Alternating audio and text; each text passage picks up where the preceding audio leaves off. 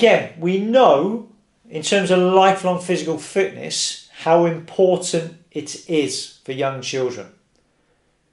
So you can see lifelong physical fitness is underpinned by fundamental movement skills. Hence, fundamental movement skills is now an integral part of the PE curriculum in Australia, Canada, New Zealand and the United Kingdom.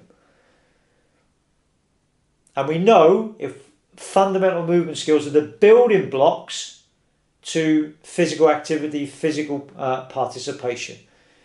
So what you're trying to do is you're trying to present the evidence that suggests what fundamental movement skills are and their importance to lifelong physical fitness. And again, if I was going to conclude my first couple of paragraphs, so I've presented what fundamental movement skills are, I've presented what lifelong physical fitness is, I've presented the evidence to underpin that. I'm now going to bring it to some sort of conclusion.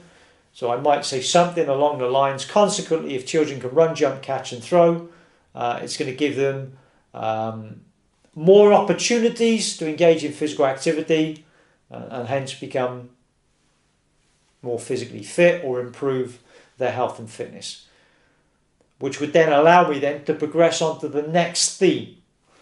So it's about how you structure it, how you underpin what you write and what you say with evidence. So the key theme of the essay is around physical illiteracy. So we know young children are leaving primary school, they cannot run, jump, catch and throw, and hence they go to secondary school and they can't participate in physical education and school sport.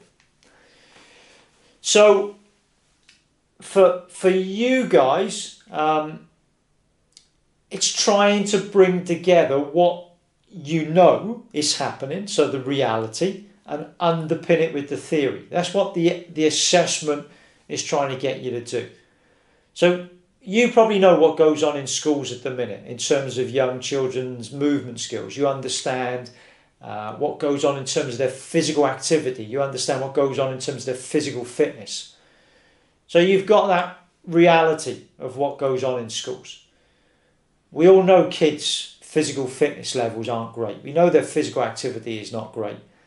But we've got to bring in the theoretical understanding and the theoretical underpinning to support it.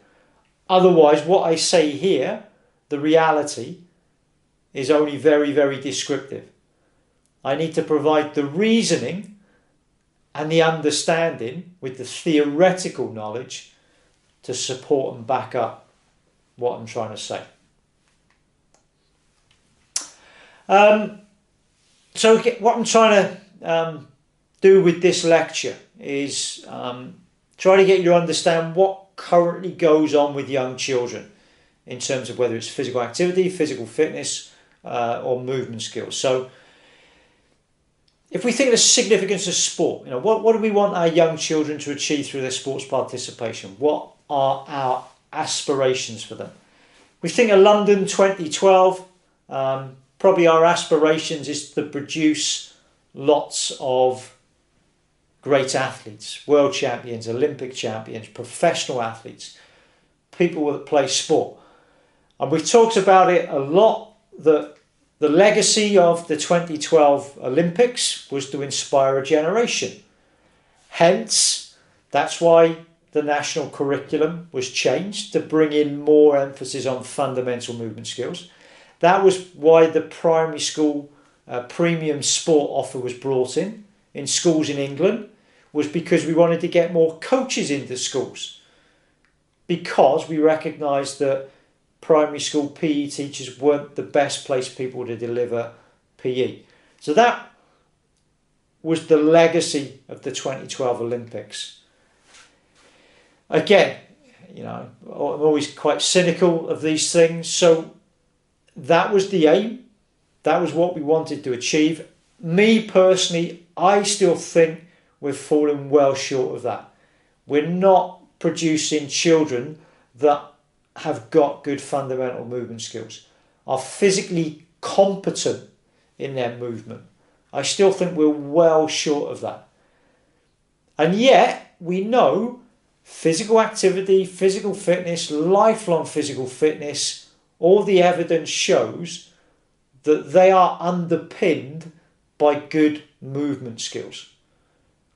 So if we're not getting it right at the bottom with movement skills, how are we going to contribute the physical activity, physical fitness, lifelong physical fitness? So that should be what our aspiration for young children is. To just get them moving, to be physically active, not to have elite champions, world champions, professional athletes. It should simply be get children participating in as many opportunities to move as possible. And by moving, what do? They develop movement skills. And by developing movement skills, they then can participate in more activities. And by participating in more activities, then hopefully the skills are transferable, they can play more sports. And what do? We do it the other way round. We teach them to play a sport first and probably specialise in a sport. They do what we call deliberate play. So they go into environments where it's not necessarily fun, it's very organised, it's very structured, it's usually just specialised in one sport, and hence they don't develop those, what I call the repertoire of fundamental movement skills. They don't develop the ABCs, the agility, balance, coordination. They don't develop the RCTs, the running, catching and throwing. So we've got to develop a nation whereby young children are given as much opportunity to be physically active or recreationally active as possible. And if we do that, it contributes to how my nan is doing on the slide there, that they can participate in what we call lifelong physical fitness. They are physically active for the lifelong. And by doing that, what do? We reduce the burden on the health service, on the National Health Service, the cost of treating illnesses, what we call sedentary type activity, whether it's obesity, diabetes, heart disease, hypertension. They are all, some of them are genetic, but the majority of them are as a consequence of sedentary lifestyles, by not being physically active enough. Okay, so where does fundamental movement skills come in? Where is it linked to lifelong physical fitness? Well, if you think of it as a pyramid, lifelong physical fitness is where we want people to get to, but it's all about what we do at the bottom. And if you think back to the models of movement development that we talked about in previous weeks, all of those models, Clark and Metcalf model, the model by Gallahue, the model by Seefeld, it all starts with a broad basis at the bottom, where kids develop this fundamental skills repertoire. They are competent in as many of those movement skills as possible, because we've given them the opportunity and the environment to do so. And the more opportunities we give them to develop competency, the more able they are to progress. Whether that's progressing to become lifelong physically fit, or whether that's progressing to become an athlete. We've given them the opportunity to do both. So that's where fundamental movement skills comes in, and it is integral to lifelong physical fitness.